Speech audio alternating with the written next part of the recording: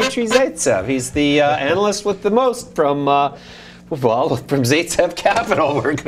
We're gonna stick with that. Stick with that, yeah. Yeah. How are you doing, Dmitry? I'm doing Happy great. New Year. Happy New Year. It's been quite an interesting last couple of weeks. Hasn't it though? Hasn't it? So from what you saw, like we're looking at all this sudden exuberance, for want of a better term, in the cannabis sector, as a result of exuberance in broader markets, obviously. Is this something that you saw coming? And if so, what was it that made you think this was going to happen? And if it surprised you, what was it that surprised you about it? Yeah, so I can never say I saw something coming, but we sort of chatted late December, and my inclination, and on the show we've chatted that things looked like they were bottoming. Why? Because pessimism in the general markets was extreme going into end of December. So the way I played it was really broader markets, call options on broader markets, so like the SPY and all of that kind of stuff. But generally, I think the exuberance you've seen in the cannabis space recently has been really centered around the smaller and mid-cap names. Generally, if you've seen Canopy, hasn't really moved as much as some of these other names. So I'd venture to say this is more of a liquidity type, I wouldn't say issue, but phenomenon. Right. So do you think that the positivity of the last few days in terms of performance have been as a result largely or primarily of the broader market sort of exuberance as a result of, well, the House managing to table legislation that's going to get the federal government back to work? Yeah, I think it's a little different. I think what happened was cannabis markets actually seemed like they bottomed before global markets, which to me is very interesting, and it's happened a couple of times in my estimation. I think what you saw was a really aggressive tax loss selling season, and not just in the cannabis space, and energy and some other spaces. And so you saw a really big lift where a lot of these buyers who said, I'm going to wait until tax loss ends, waited and said, okay, this is good. This is a good spot to enter. And right around that time, markets sort of stabilized somewhat. And I don't think it has all that much to do with the House and the shutdown. I think that's 1% of the overall sort of issue. I think it's a lot more to do with economic data and a lot more to do with Powell, the Federal Reserve Chairman. So what economic data picture has changed since? Yeah, so what's happened recently is you had the Chinese PMI that was really negative for manufacturing, I think, earlier this week. And today, for example, where we got this stronger rally was you had, the last 2 days, you had a stronger PMI coming out of China last night. Then you also had non-farm payrolls, which were very strong. And then you also had the big thing that moved, I think, everything today was Chair Powell. He actually had a speech or a panel discussion today with Yellen and Bernanke. And you could actually pinpoint on the chart for general equity markets where he said, yeah, we're flexible with the balance sheet, we're flexible with interest rates, and that moved trillions of dollars of assets globally. So that statement, you think, was interpreted as meaning we would be happy to decrease interest rates by a quarter point if necessary. We would be happy even to begin quantitative easing if the economic environment required it? So what happened earlier was, last time when the Fed had their decision, it was more or less expected that they would do that one hike, but Powell came out and said that there would be 2 more hikes, which the market said, this data doesn't match. It doesn't match what's happening in the economy. So if he does 2 hikes, it's gonna be a Fed mistake. Like previous recessions have been caused by the Fed tightening way too aggressively and loosening way too late. And so when he came out and said, yeah, we're flexible, given tightening, given this, inflation's not a problem, the market sort of said, oh, beads of sweat. Right. Rolling Easy off. there, Jerome. Yeah, exactly. And so you sort of saw that stabilization. Interestingly, though, like today, Canopy didn't really react the same way. And I'm kind of surprised that the cannabis, and especially the big cannabis names that are listed on the New York Stock Exchange, aren't reacting to these really, really large moves in broader markets. That to me is very surprising. But I think right now, and I was talking to Ben about this, it's time to, I think, kick the tires, as you would say. Prices have come down significantly. I think this pop that we've seen, if you have some positions maybe you weren't so happy with, this is a good opportunity to maybe trim some of those down and add to others that you are more comfortable with or you think have better prospects. It's a good time to sort of re-examine your strategy as an investor. Interesting. Well, I've been re-examining my head lately as an investor. Unfortunately, it seems I own too much of that which is not moving, and that which is moving well, I don't own enough of, as it seems to be the theme. But so then, what's you had this idea that you were just going to wait and see in the new year, and now here's the new year, and we've got this unbridled enthusiasm defining the market.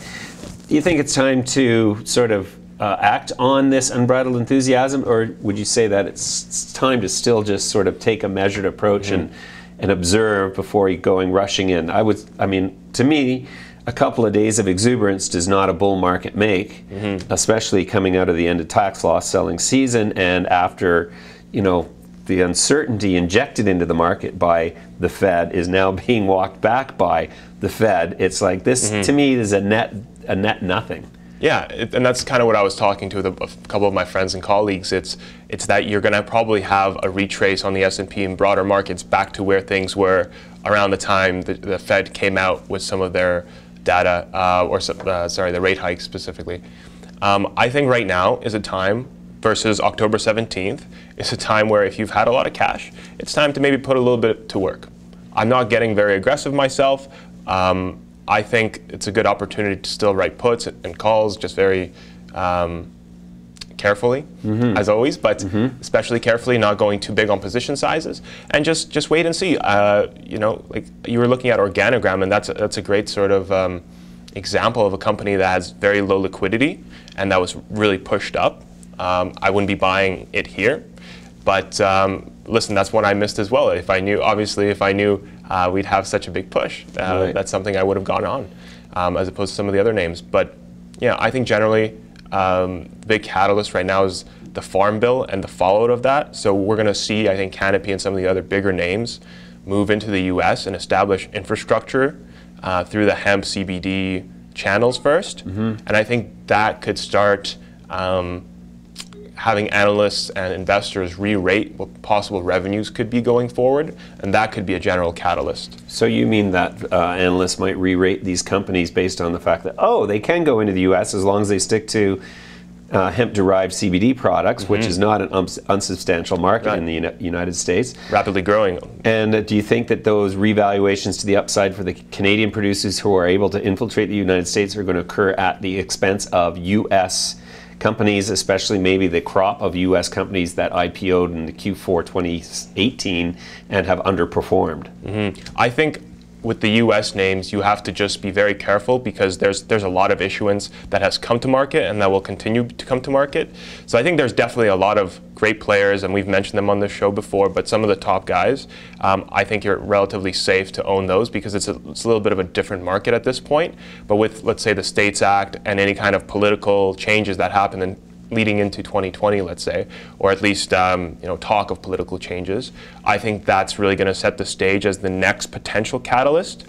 But I would just caution that other than that, right, there's not too many positive catalysts out there. I mean, you can say Ontario retail is going to raise revenues, but that's a very, very small catalyst, and I think we're still, a lot of companies are trading on very optimistic assumptions which aren't going to come to fruition. And so I think it's before going gung-ho on some of your positions, you should probably wait and see how these quarters roll out, what the reception is of certain products, right? So what brands are actually doing well. You could say as a company, I have great brands, but until consumers buy your brands and choose your brands over other companies' brands, especially when there's so little marketing that you're allowed to do on these brands, until that happens, you're not going to really have a good direction, I think. Sure.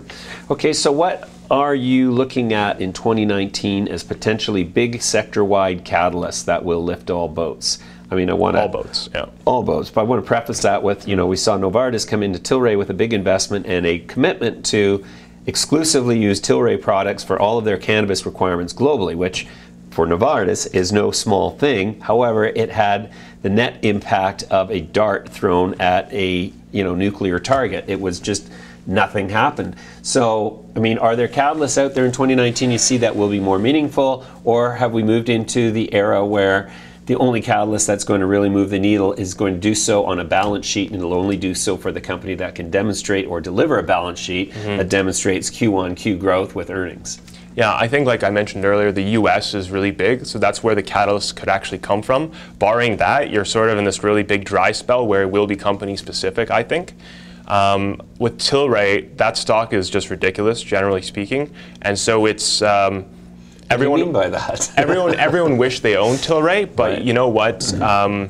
It's still probably multiples of overvalued relative to even the top peers, and so the issue is. It was kind of used as a trading vehicle, I feel like, by retail investors, given the really small float and how tied it was to equity markets, the big volatility and swings in Tilray as well. So as a stock, I think, you know, it's if you're arbitrary, but if you're 5 times overvalued, right, just based on liquidity, right, and you have a great deal that doubles your intrinsic value, well, you're still, you know, 3x over.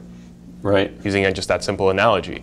So it's going to be hard to move the needle if you've got all the overvaluation already built in. yeah, and if you look at Cron, which you know, great for them to lock down that Altria deal, they've done a little bit more favorably than Tilray, right? Who's actually had 2 deals, actually, right? So like I was chatting with Ben the last week we were here, but if you can have 3 deals in a span of 1 or 2 weeks happen and nothing moves, right? What's going to happen when there's bad news? Because you know this sector is, you know, we saw with the AFRIA report and other things that are coming around. Bad news happens too. Yeah, you bet. Okay, so what's your big strategy for the rest of Q1 2019? Yeah, so I'm just looking at names that I like. That's US names and a couple of producers I like in Canada, maybe a few niche plays, and I'm putting a little bit of money, my own money, to work, and just waiting a little bit longer, but if I can get some options, some long call options, so on some names like Cannabis at the right price, if things sort of roll over a little bit more, or we get a little bit more of a correction, I might look into that. That might be something interesting. But I'm still sort of in a very cautious wait and see mode, but for investors out there, I would say, you know, if you have some cash, not investment advice, obviously, because we are right. For entertainment only purposes show. Educational and entertainment purposes only. Yeah. But I would say I'm just slowly putting some cash to work. Cool. All right, Dmitry, we're going to leave it there for now. Thanks very much for joining us. We'll see you again next week. Sounds good, James.